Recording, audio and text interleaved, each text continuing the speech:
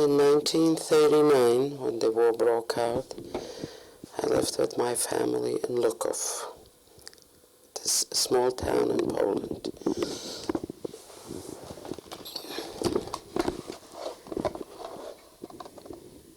Now, right after 2 or 3 months after the occupation, I was sent in by an underground organization formed now to work in the Arbeitsamt, which had a division for Jewish people, and I worked in the Jewish section. Everybody got paid naturally, they didn't pay me.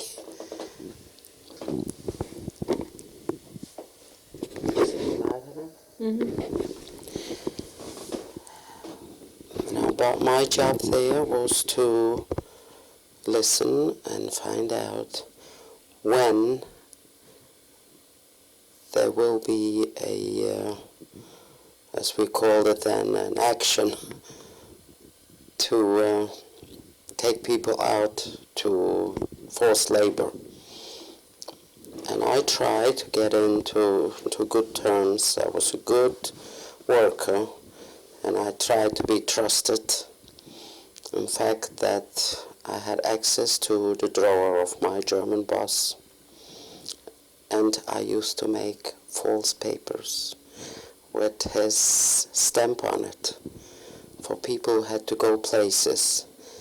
They had like, they were called Ausweis, that when they had to travel or go someplace, or if I wanted to show that somebody is employed already, it could not be caught on the street, because the Gestapo says they used to come into town and just take people off the streets. And if they had a document showing, we had some people like rabbis or people that could not go, sick people who couldn't go to hard labor. They had documents showing that they are beschäftigt in various places, which were given by me. Now, there was a fact, now I have to say about the Judenrat, which I don't like to say, but I used to take away a lot of business from them, for which I did not charge. And they used to get money for making these documents to show that people are employed. And at one time, a woman came in to work with me. She was a German Jewess who came to town, nobody knew from where. She worked with me, and at one time the Gestapo came in and took out all the papers, from the file. Oh, you better go on. Showing all my activities.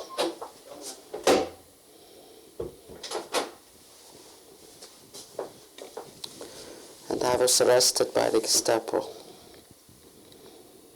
And the German, who was my boss, was very upset. He slapped me, and he said, "A Jew is always a Jew, and I trusted you." I was taken away to Lublin. I went through another prison before in Radzing, that's a small town, before you go to Lublin. Now, and there I was interrogated, lots of times beaten, terribly beaten. But my father was also in that underground organization. And he always told me that I will probably be caught for what I'm doing. He said, eventually you will get caught. And he used those words, they cut you to 100 pieces, don't mention names. So I didn't. And he also told me, if you mention a name, then they don't need you anymore. They'll do away with you. So I didn't mention any names. I was beaten almost every day. And keep talking. Finally, after over a year in prison, when they started building Majdanek, a lot of people went out to work from the prison in Lublin to help build the camp. Now, I was not supposed to go out to work, because I was a political prisoner, they called that. But the guards were Polish, the ones who took out the people to work. And as I found out later, that from my hometown, my mother, my father, they carried on, to get me out and all that. And somebody was paid 30,000 marks, or zlotys, whatever it was then in Poland that counted.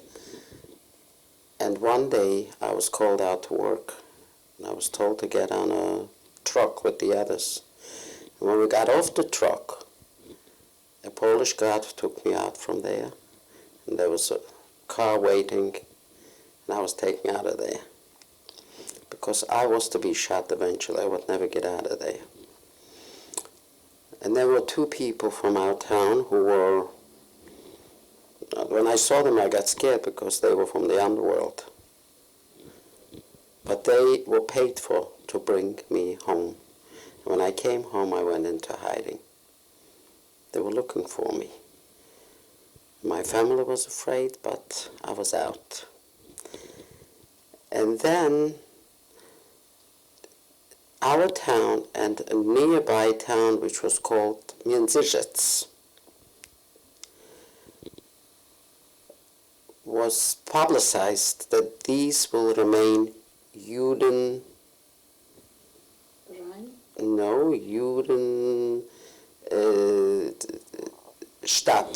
Judenstadt, that these two will remain with the remainder of the Jews and they will just let them live there. But this was for a purpose, because they wanted all the Jews to concentrate in one place. And it was, they didn't close, the ghetto in Lukov, they didn't close for a long time, because a lot of people from all over, people from Czechoslovakia, from Hungary, from everywhere, came to our town and to Międzyrzec. Finally, they liquidated Międzyrzec, and a lot of people ran away to our ghetto, which was 43 already. Now, a lot of people, when we went out to the woods, into the underground, and then our ghetto in Lukov was the last one to be liquidated, because already in 43, on the day of Simchas Torah, 5 o'clock in the morning, when nobody expected any. We knew, but somehow people hope that it's going to stay. We always believed any little thing. I was out in the woods already, but that night I was in the ghetto. And I still had, for my family, we were 10 children, my parents, and one of my sisters was married, so there was a brother-in-law. So I still had in the ghetto my father, 2 brothers, and 1 sister. And the last action, I managed to escape. After I was hidden for 5 days in the ghetto. And then I got out because I had a place to go to. We had that underground. And then my father and 2 brothers jumped off the train, and they came to the place I was working. Because some Jews remained working after the liquidation.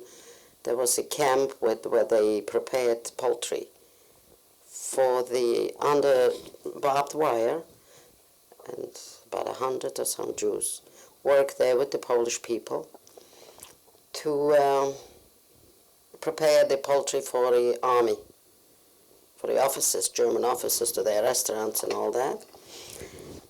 I worked there, and at the last action I was called out from a list by the boss. This was my cover, that we worked there, and we were organized in that camp also.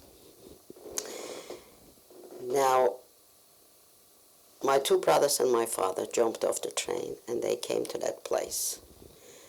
And then the Germans came in to look for people in there who escaped from the trains. But I was in good terms with the Polish people. They helped me, and they covered up for my father and my 2 brothers. They were all wounded, all 3 of them.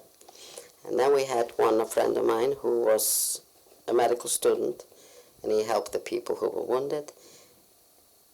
And I also tried to get my two brothers and my father to work in that camp. But it didn't take long, and they liquidated this. They took the Jews out of there too. And my father and I got out to the woods, and we met the group I was with. But my father was very weak, and he used to slow down everybody when we had to go, or to run away, or to change places. So one morning when I went someplace with the boys, we had to do some work. Most we did is find out, see, I look like a goya. Yeah. So I had a cross on me and I had long braids. And I tried to be in the sun to look decent, you know, not like all white and washed out like the people from the ghettos look. So I managed to get out among the goyim and find out wherever there are people who ran away, or children. We used to collect them and bring them into the peasants and ask them to hide them. If they didn't want to, or they gave the people out to the Germans, we used to burn their property. And when once or twice we did that, the others were afraid. And they kept the people, even like the army which was called Armia Krajowa, you know, the Polish patriots. So these people kept ours, hiding. Their sons belonged to the murderers who came out and looked for Jews to murder them. Because we lost a lot of people, most from them, from the Polish people and the Germans, because the Germans were afraid to come into the woods, and they were there. But their parents used to keep our people because they were afraid that we will burn their property. We used to do that. And also I used to come out to the Polish people pretending that I'm from Warsaw, selling things, and I always had a valise with schmattes, you know, selling all that and telling them where I come from. That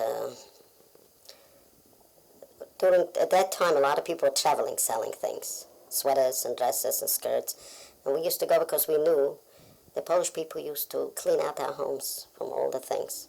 So there was a bunch of boys who used to go there at night and take these things back. And I used to sell them. I used to go out and handle a vessel. Now let me see. Like there are many people in Israel now that claim and they say, like when I had two brother-in-laws in Israel, whenever they heard the name, they heard my name, so your sister-in-law saved my life. She did this and that. I used to come and take them out from, but they were hiding in the bushes. There were people who used to come at night to the peasants to ask for some water or a piece of bread. And I used to ask them, how are Jews around here? Are there many hiding, or is there somebody who is wandering around at night? Mm-hmm. And they used to tell me that here is one and here is this. Some were talking with pity and some were talking with, making fun of what's going to happen to them. In the end, they'll die anyway, and so nice to find out where they are. And at night, a group of boys and I used to go and look for them and bring them to safe places. Because we were a small group. It was not too much we could do. And we had to fight our way through with the Polish young people.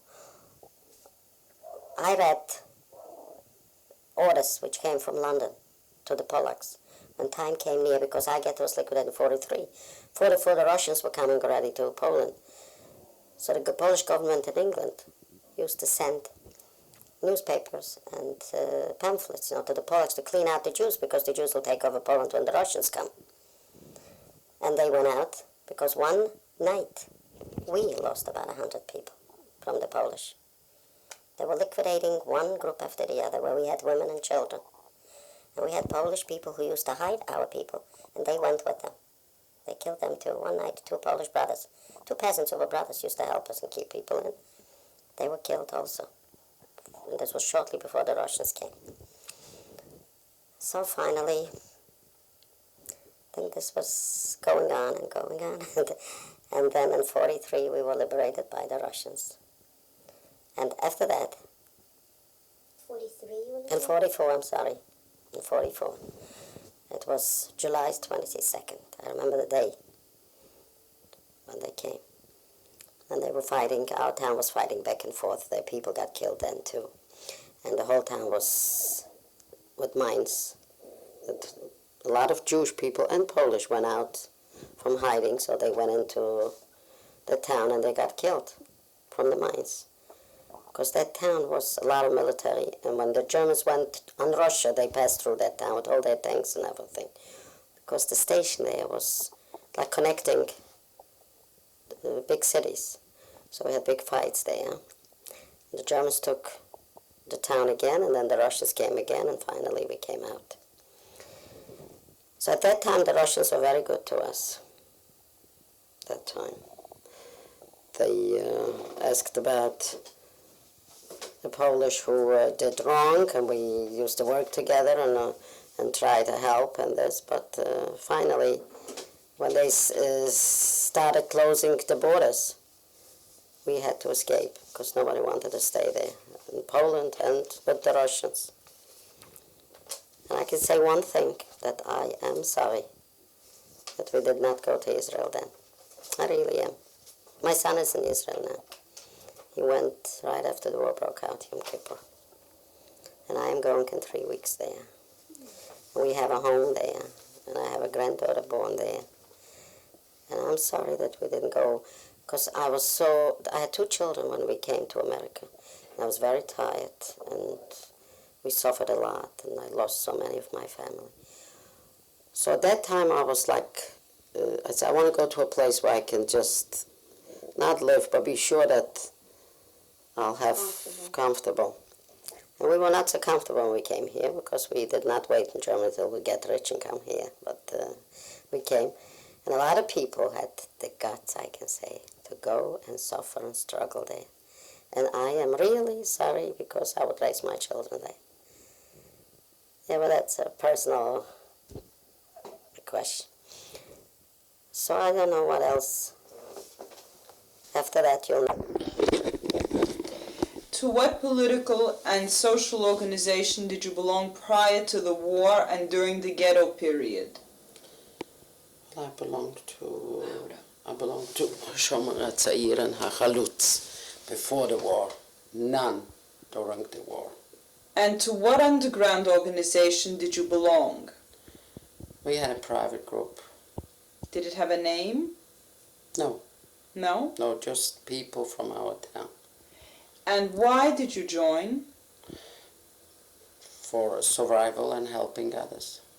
What were your activities as members of the organizations until the ghetto rebelled? But your ghetto never rebelled. What was your status? Were you an ordinary member of the organization or a commander? When I was 16 years old, I was the commander of a group. Of what? Shomer Tza'ir. And then? And then I was a member. And what were your activities as a member of the organization? We had a little newspaper, and I was the editor of the newspaper. I also wrote short, plays that we put up, like a playwright. Mm-hmm. Yeah. Please recount the names and personal details of members of your group, including the names of the commanders and members whom you did not know personally.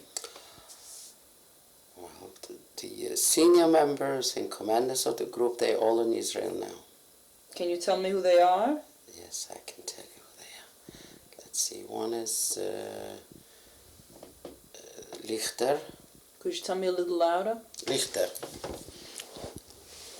His first name? His first name, or what's his name? Let me see. I know exactly. That's my husband. Chaim Lichter. Mm-hmm. Yes. And there is one Shmuel Huberman. Shmuel Huberman, who lives in Bat Yam. Mm-hmm. And then there is a Shoshana Srebrenik, who lives in Israel, I don't know where. And there is Leah Lichter, the sister of the other. Oh, there are many, which I can't think of now. All of them are in Israel, they went there. And what personal details do you know about their lives? Oh, now? Then, I think. Well, then, either they were students or they used to work. They had jobs and then they went to the army. And most of them went to kibbutz. We had kibbutzim in Poland.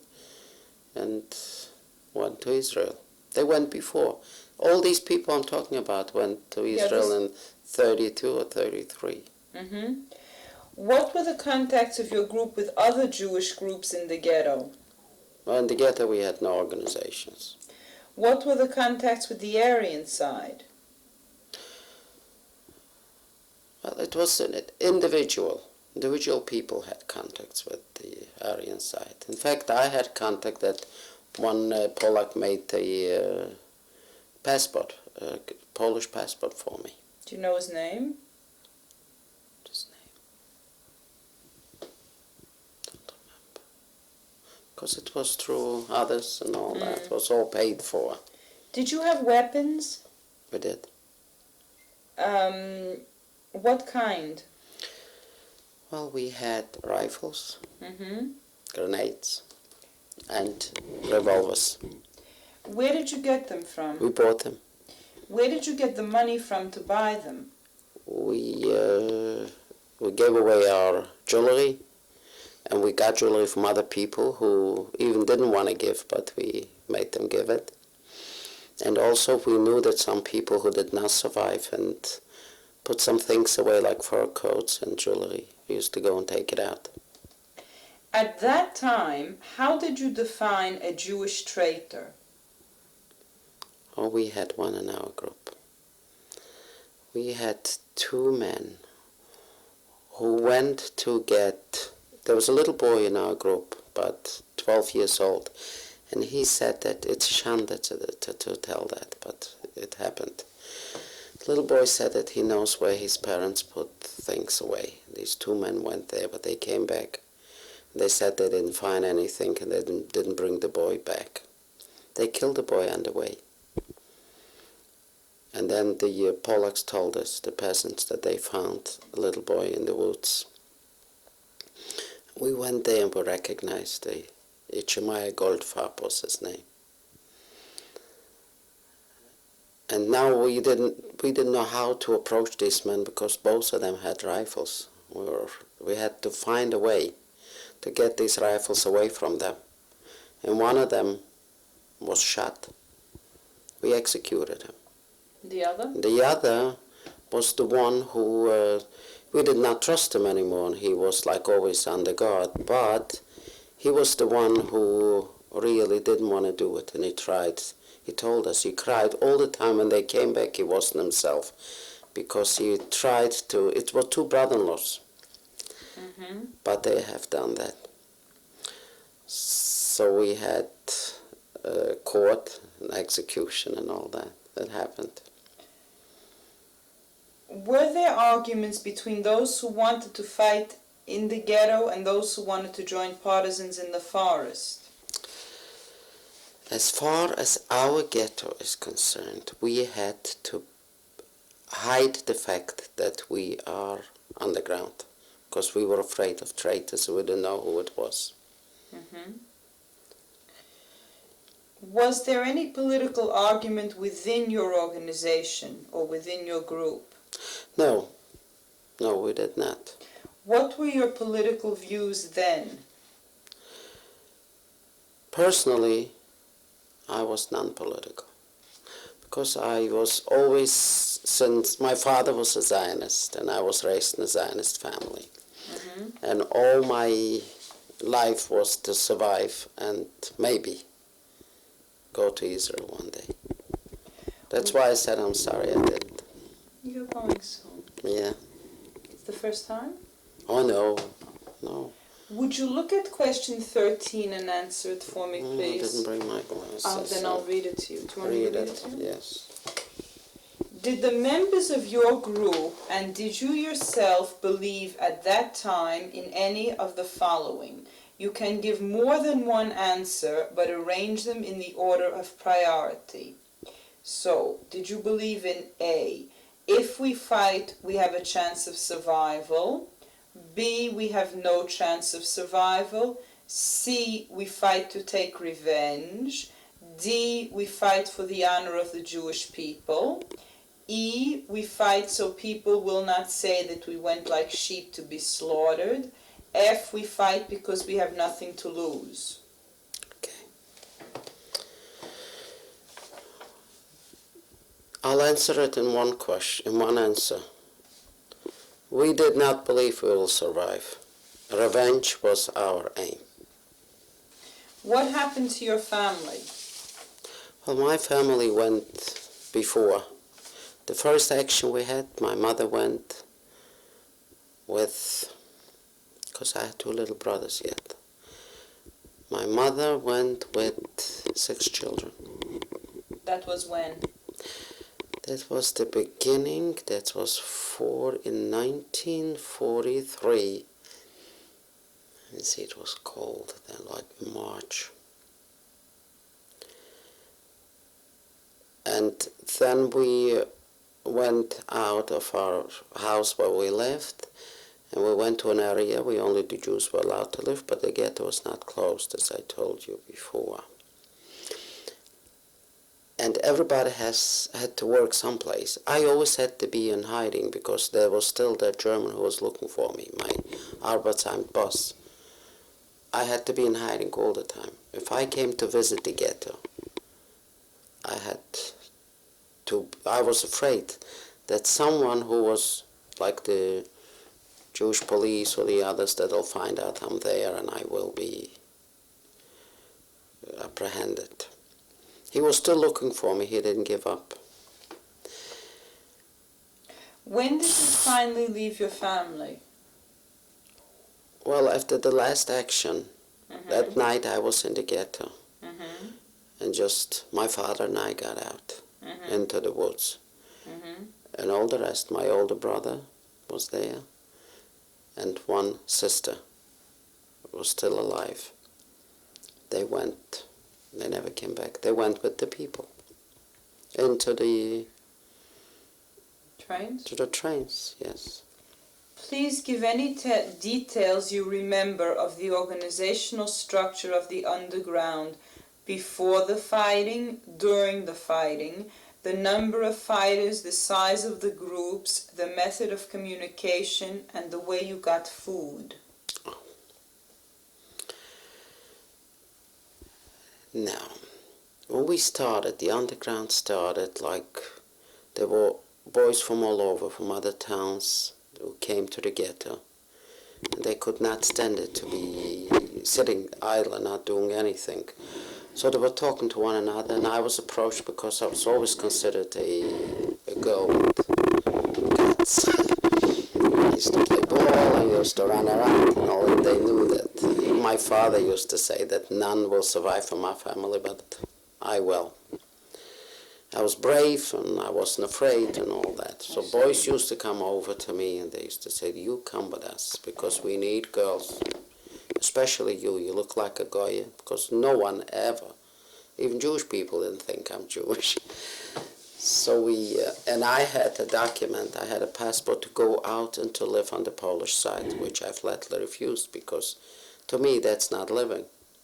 I had to be with the people. So we started to organize, and to start with, we bought guns, whatever we could. Polish people sold it to us. We had connections where I used to go and turn over the money and bring it. And we started with one rifle and then another one. Then we didn't have the money. So we approached people, telling them we know they have, and we know what the end will be, and what do we need these diamonds and all that for. We used to sell it and buy. And then we made connections with some Polish people in the villages. We had some who really helped Polish.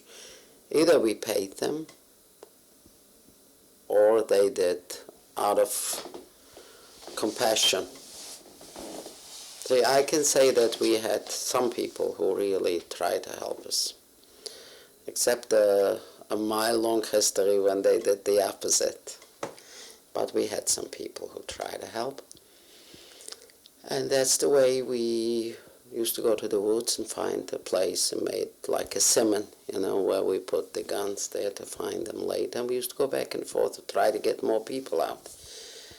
Now, when we were organized in the ghetto, very secretly, as I told you,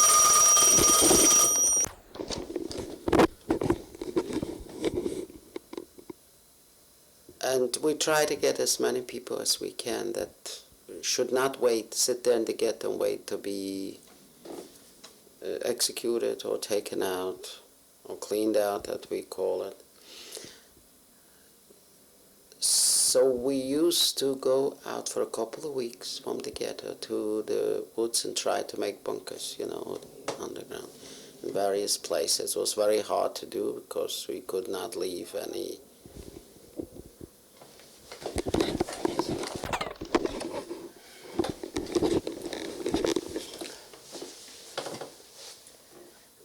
Would you relate in detail your own story during the fighting?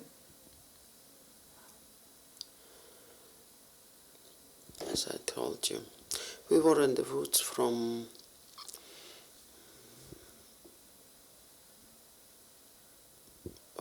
about a year. As I told you, we tried to help people. The main reason we had a group for about 100 people. And we used guns mostly to defend ourselves and to make room for people that we wanted to survive. Some women and children, they jumped off the train, they had no place to go. So we had a goal to go around and find them, no matter where they came from.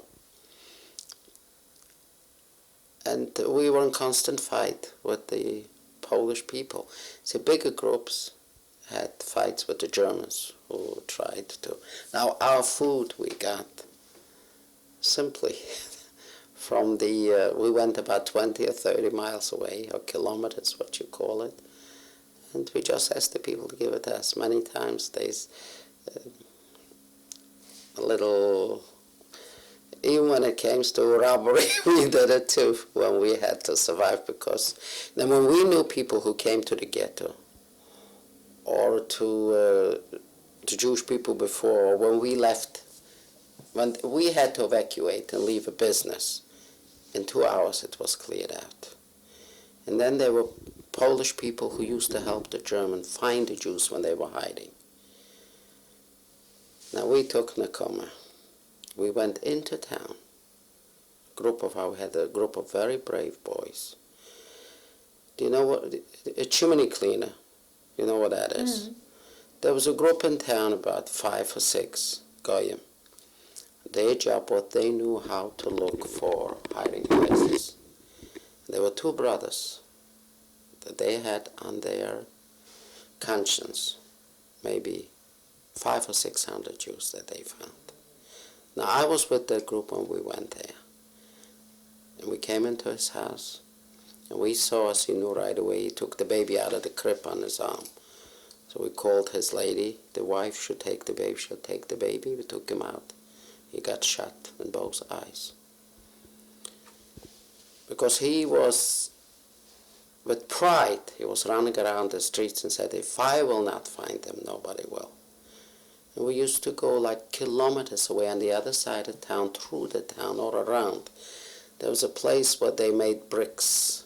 There was a German family, Polish-German family, whose 2 sons were in the SS, also helping kill Jews.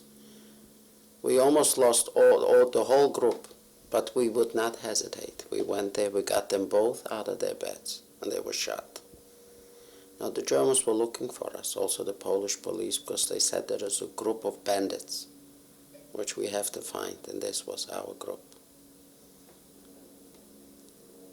We did revenge, mostly, because we never believed, we didn't think about it, that we'll survive. But what we said, that we have to use every minute of our life not to let them get away with what they are doing.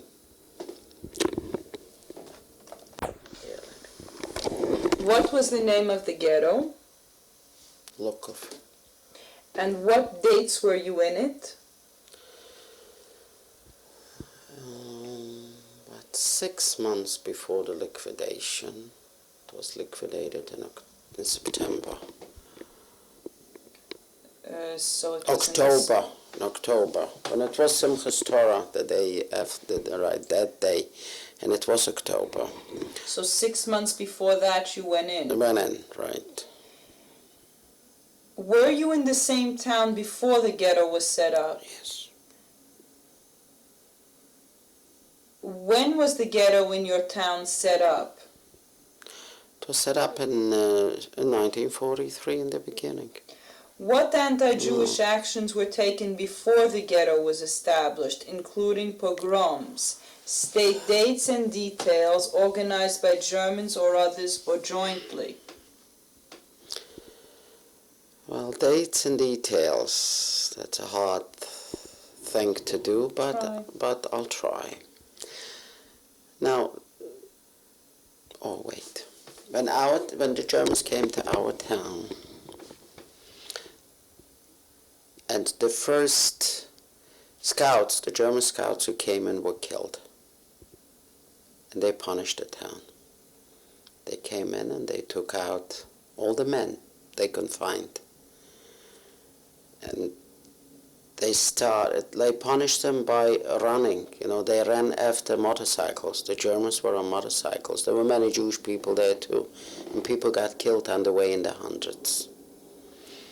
And then they came back. They punished the town for about 3 days. Polish or Jews, it didn't matter.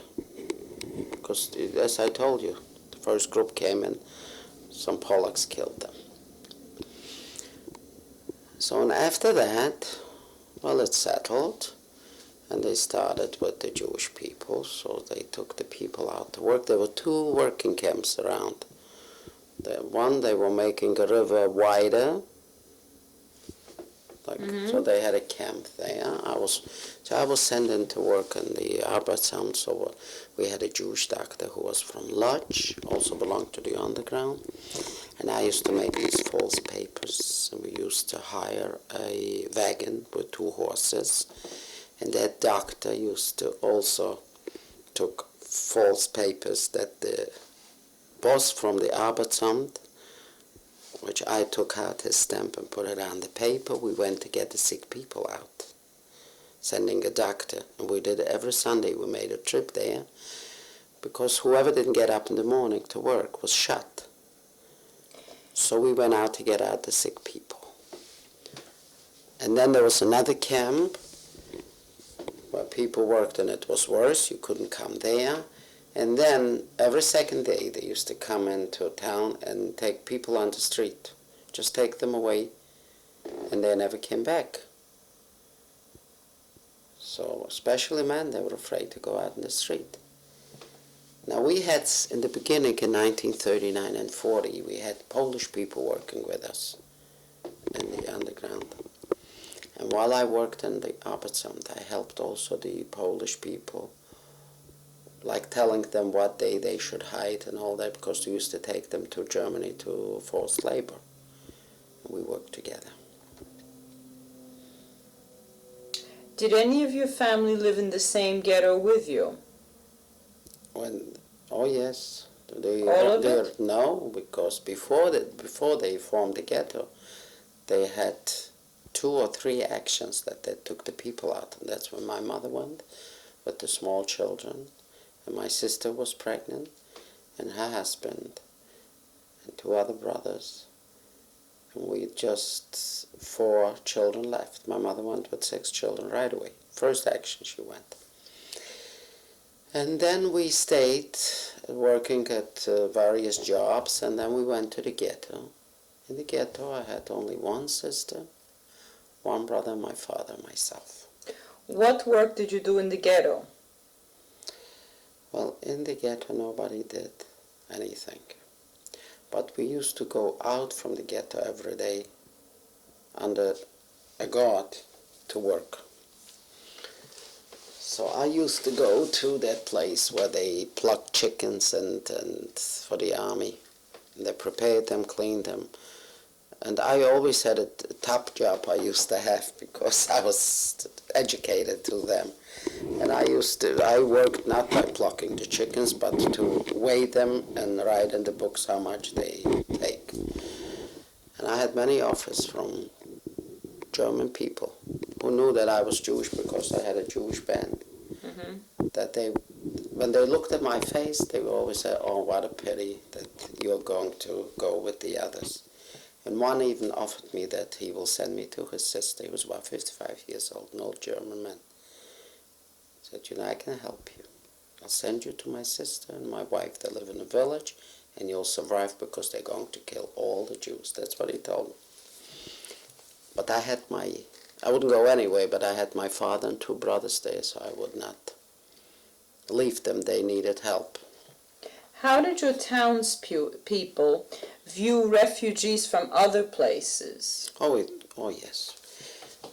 The big transports came one from Czechoslovakia, and one came from Hungary. This was before the ghetto was closed. And we took them all into our homes. Every Jewish home had people, they had the families, and our town behaved very nicely towards strangers, towards those Jewish people. We knew that they were displaced and they came. We were all in the same boat. We used to take them in. We had a lot of refugees. Was it allowed to leave the ghetto at first? No. Not at all. What was the approximate size of the ghetto? Well, when our ghetto was closed, it was very, very small. It was about 2 streets. Was there more than one ghetto in the same town or not? No, just one. Was it closed with a wall or a wooden fence or barbed wire? Barbed wire. When was it closed off? 6 months before the liquidation. That means around April. 43. 43. What was the organization of guards at the ghetto gates, the hours of entry, the pass system, and the nature of the guards? Were they Jewish, German, Polish, or other? Jewish. The ghetto police, Jewish police. The Ordnungsdienst? That's right. Did you have knowledge of what went on outside of Nazi territory? We had knowledge, yes. Oh. Yes, we did. Were there radios? No. Were there underground newspapers? No. Were there leaflets? No, if we had, they were coming in from other places. How were they coming in? Well, there were leaflets coming in. Leaflets coming in. People brought them in. Did you send or receive letters from abroad? Only if the Polish people helped. They used to come to the gates, and some of them. When did you know the truth about extermination and gas chambers?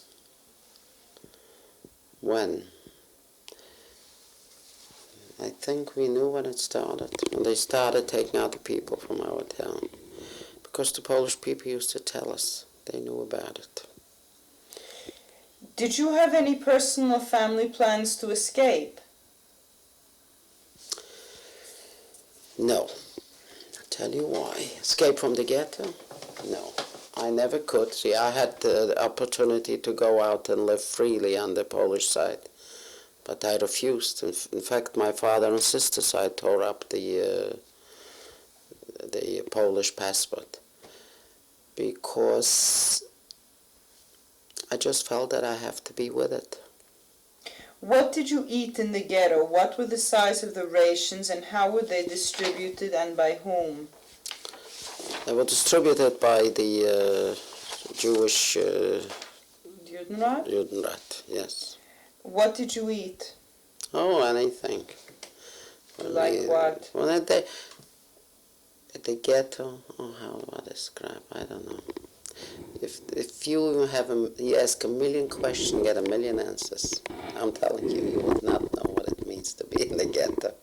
Our ghetto, let me tell you something. We had a place where people were laying there in the hundreds with, rotting away. Pieces were falling off their bodies because they did not have enough to eat. And they had a lot of lice and all and sicknesses. We had a hospital with typhoid. Every house was infected with typhoid. I was to die too from typhoid. But there was a Polish doctor who used to come into the ghetto to help. Because a lot of our people from our town used to help him. From America he gets help and money. This man used to put on a Jewish star and come into the ghetto and help the people. We had some Jewish doctors too. Many people died. The hospital was just impossible. I got my typhoid because I helped in the hospital. I just went in to give the people water. They were begging for water. They were burning away. It was just a madhouse. I had a few girlfriends and boys that I knew that were they called that place the circus. They called it a circus because people were just laying there, rotting, and every day a truck came over, not a truck, but a wagon with horses, and the Jewish police used to go in with gloves. They used to take these people who were dead, throw them on the wagon, and the gloves they threw away because they were full of lice. And that was the ghetto. How many people So that's not to answer a question what we ate and what they did and whatever.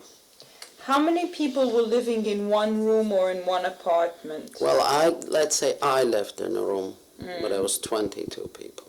How big was the room? Small room, twice as big as this, the one you're here. And one night, 3 assessmen came into that room and they put up their machine guns. They asked everybody to stand up. We don't know what they wanted because 3 days later they liquidated the ghetto. Maybe they wanted to know if there is some resistance in the ghetto. Must have been. Because everybody got up and I was the one who, with my fist, knocked the window open. So it was a big crash. I jumped out and a few people after me. 2 people they shot. I escaped, but they went out and they didn't kill anyone. Like they wanted to shot all the people. I figured if I have to get shot on the bed, he only is, I'll better get shot running. And I opened it. I knocked at the window and it opened. And with the bank that the windows broke, they got out because they were afraid and they started shooting. What kind of cooking arrangements did you have in the room in the ghetto? Oh, we had a stove, but there were so many people. Did you have coal or wood for heating? Wood, we used to get it outside. And many times we had meat when there was a horse dead or whatever, we used to cut out a piece. It tasted good. They were selling horse meat from the dead horses. What kind of sanitary arrangements were there? There weren't. What pre-war political parties were there in your town? Whatever you want to think of. We had Zionist parties, all of them. The Mizrahi and Shomeradati, and we had Revisionists, and we had linke Palästin, rechte Palästin, a Shomerat, an organization called the Freiheit, which was Israeli, also Zionist. And we had Stam Chalutzim and Zelche Chalutzim. We had so many, because in our town was 40% Jewish population. We had 30,000 people in town. There was 12,000 Jews. What was the strongest organization? The strongest, I would say the Mizrahi. Mizrahi. Yes. Who were the Jewish leaders in the town before 1939? I mean, who? Names? Let's see. Oh, but they're not alive anymore. Well, that's the next question. What happened to them during the war? Yeah, they got killed. Well, the Jewish leaders of HaShomer HaTzayir and HaChalutz, they were these people I mentioned before who are in Israel now. They went to Israel. And many of them, actually. One is Haftman, who's in Paris, I know, in France. And they were more. Now, there was a Communist Party, which I knew nothing of it because my mother was very much afraid of communists, that the children will go or whatever. So we had no connections with that, because they used to persecute the communist people. And my mother was like a, mother hen, nothing should happen to our children. In fact, I had a cousin who was a communist. They say he was not allowed in our house. And leaders. My father was one of them, but the Zionist party. What was his name? My father's name was Chait, Pinchas Chait. I forgot I started to tell you before what my father did when he was slow. And I always used to be the last one because my father didn't see well. And one time I was away with a group, and when I came back, I couldn't find my father. He went to town. He gave himself up because he used to talk to me that because of him, I would get killed. And I used to beg him to not to mention it, and it's fine and this. But one day he just left me and he went. How was the first Judenrat appointed? I'm not sure what I think, because they were the same people who were in the Kehillah, like before the war. Who were the people that were in the Kehillah then? Well, there was a man who was Moshe Aaron Weintraub, who was a very wonderful man. He was very religious. He had sons and son-in-laws, rabbis. My father was a good friend of him. He was the one who sent me into work in the Arbeitsamt, but he was arrested and sent to Auschwitz because his name appeared on the list of giving support for the underground, money. He was a rich man. He was arrested, and together with him were the leaders of the Polish community, Goyim, because they worked together in the beginning. And after him, there came a Judenrat, which was chosen like for the German government, different people, and I think they did not do such a good job. Did the Judenrat change, or did it stay the same? Stayed the same.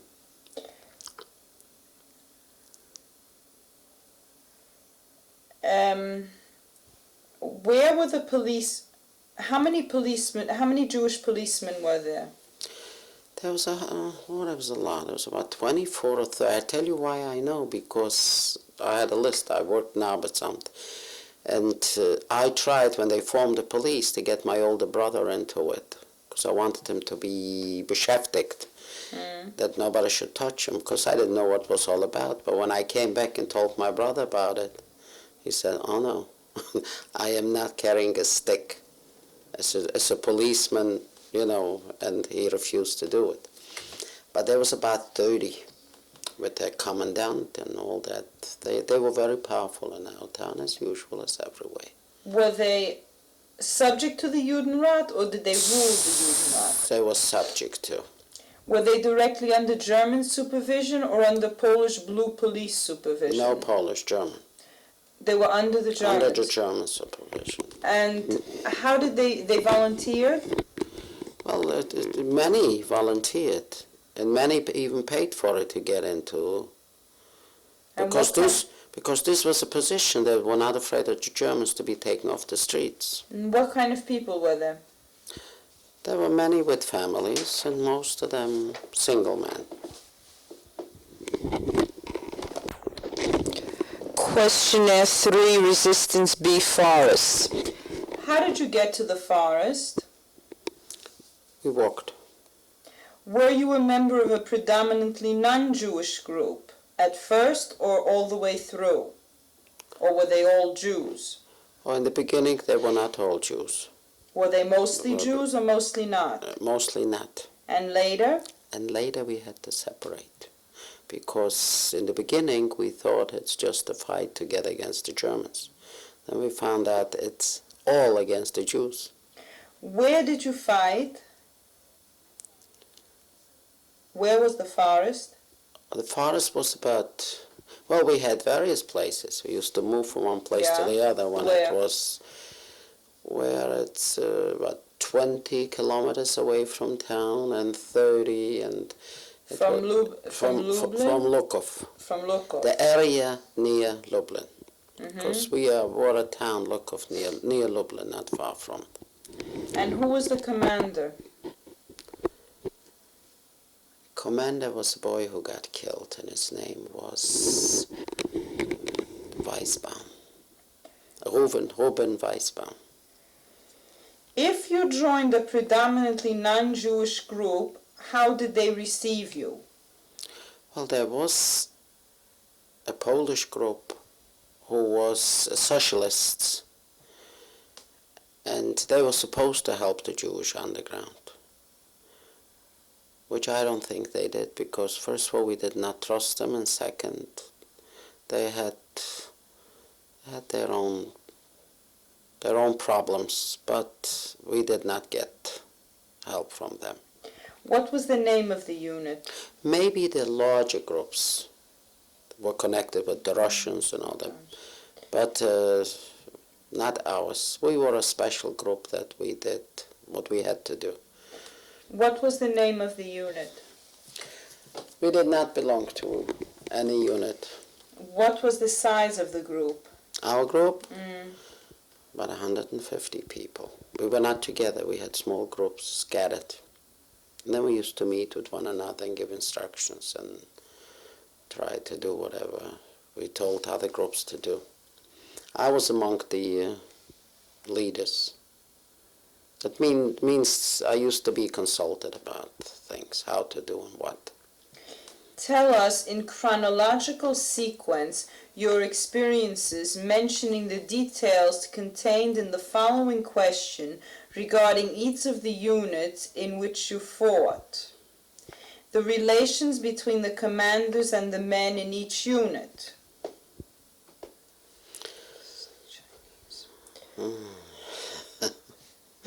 Well, they were the relations between the commander of each unit was a very friendly one, because we were not exactly a military group, and we tried to regard one another in order to survive the time being and to do the right things. And we used to help one another.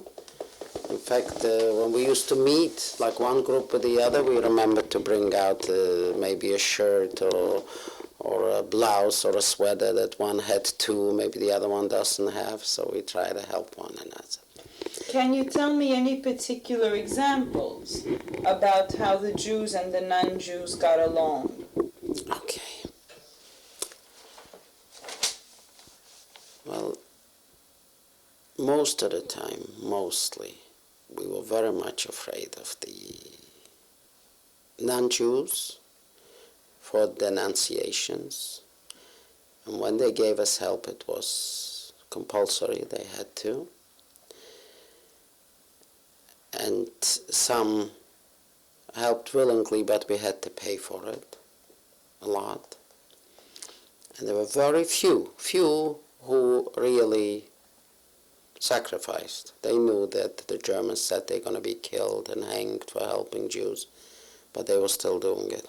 In fact, we had one man his son was a leader of the AK, and he used to come, I used to meet him, he used to come up on a bike to tell me what night not to come out or to hide.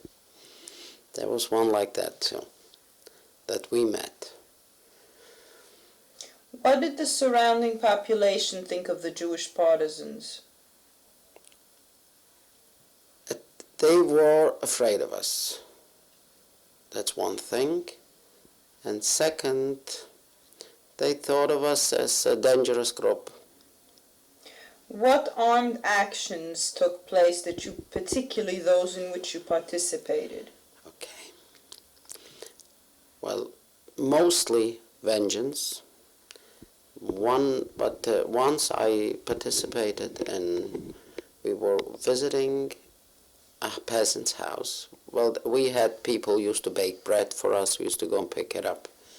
And we were in a house like that, which was a single house on a field. And there were 4 boys and myself. And we always left somebody outside on guard. And he saw that many men are approaching this house. So we came out, and our command of that little group started giving orders, and so then that they thought we are a large group. And as a result, they ran away, and we found 2 rifles which they lost on their grounds. What was your relationship with family groups or individual unarmed Jews hiding in the forest? If you yourself belong to such a group, tell us its history, relating to it all the relevant questions in this questionnaire. Did the fighting units protect the family groups or not? What was the attitude of the non-Jewish commanders and men to the family groups? Okay. Now, it is just what I was. Our group was strictly helping these families who were non-fighters, yes. And we were not together with non-Jews in our groups. We were strictly Jewish group, and our aim was to help others live. Survive we didn't know, but live yet. We used to help them. That's what we did most. What was the attitude of the non-Jewish commanders and men to the family groups? We did not come in contact with non-Jewish commanders. Did your unit do anything to bring Jews into the forest? Oh yes, that was what we were doing. Were people, including yourself, received into your group if they were unarmed to start with? That's right, yes. Yeah.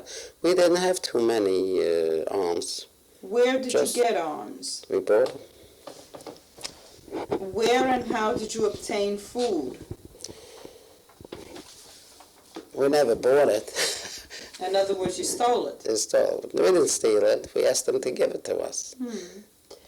Was the discipline harsh, strict, or mild in the group? Mild. Were people in the group punished? Yes. What for?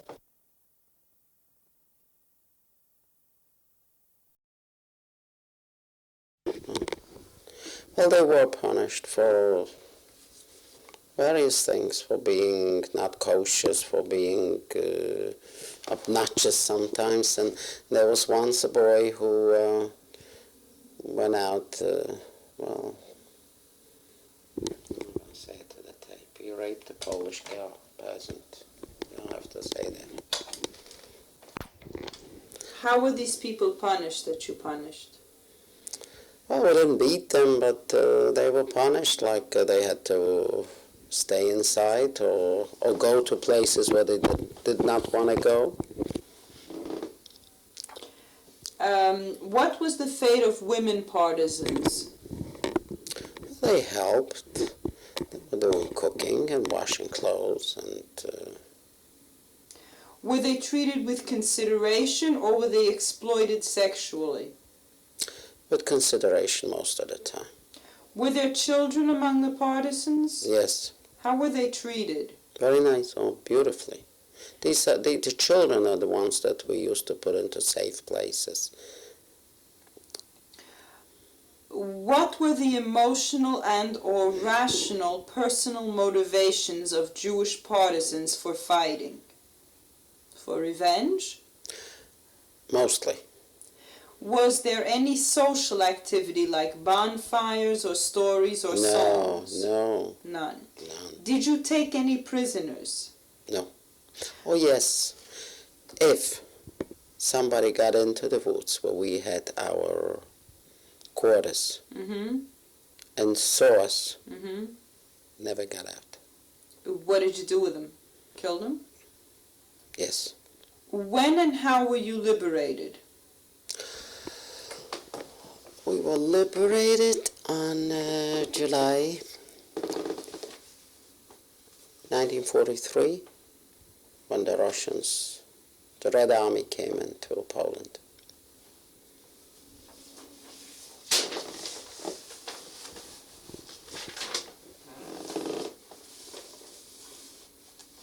I think that's all. Questionnaire number 3, Resistance A Ghettos. In which ghetto did you join a resistance group? Lukov. Were you a member of an organized group, state which, or did you join as an individual? Individual. Describe the group you belonged to, the number of people, the personalities, and the activities in the ghetto. The ghetto, there were no activities. People barely survived. And we organized secretly.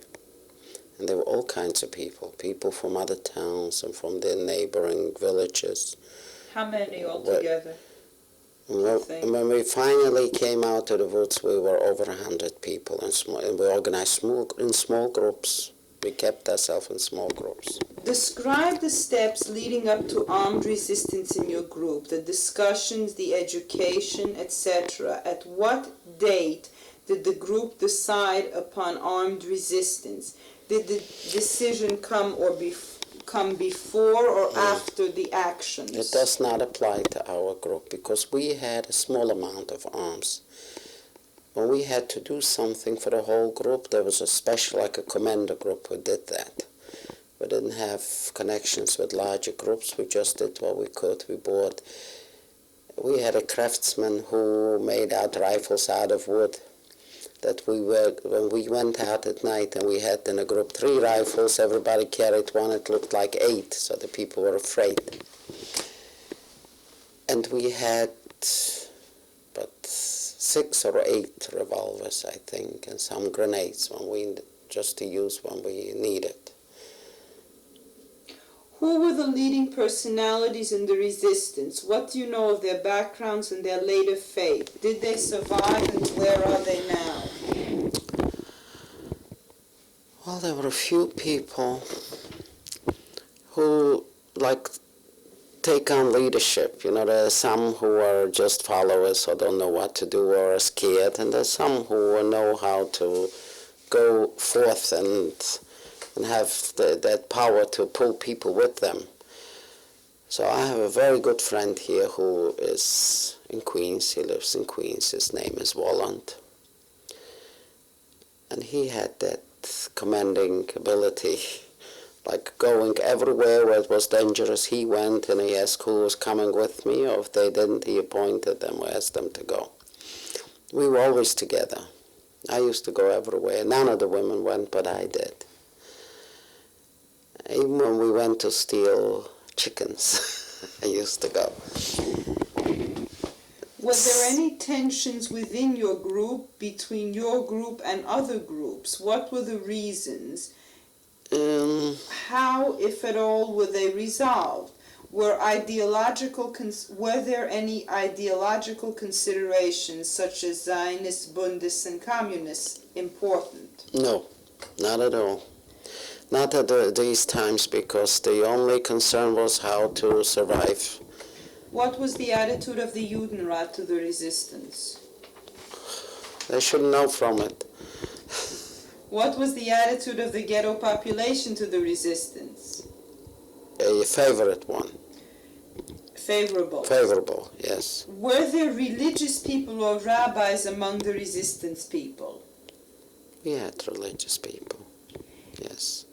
Can you tell us some details about? Did you have any rabbis? No.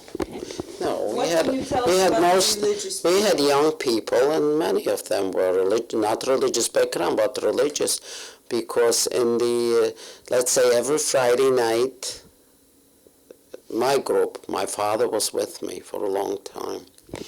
Friday night we used to light candles, like 2 matches. And I was married then, but my father said it's Friday night, we lit 2 matches. My father used to know by heart Tillim, used to say every night. And when it was a holiday, we try to keep up the dates. And there were many, like a few boys who were Hasidim. And they knew by heart the prayers, and they used to say it. Was there a discussion as to leaving the ghetto or fighting within it? What argument? There was not, in our ghetto, there was no question about fighting in it. We were crushed. How and where and how did you get arms in the ghetto? We have bought them and paid a lot of money for each piece. On the black market, let's put it this way. What, if any, were your contacts with the non-Jewish underground outside the ghetto? Who helped you and who did not? At what point of time did such contacts take place? Our groups were not that organized. And once we tried, 2 boys went out to make a contact with a Polish group. And they went out, one had a rifle, one had a gun, and what happened, that they hardly escaped with their lives, and they took their... they came home without the rifle and without the gun. So we stayed away from them. Were there any emissaries from one ghetto to another that you know about or can tell us anything about? I don't think I can, because I was in hiding in the ghetto. Tell us, please, the story of the end of the resistance group in your ghetto. Well, the end of the resistance is that we lost a lot of people during the time we were in the woods, mostly killed by Polish, by the AK, and about half of it came out when the Russians came. And then we went about our lives.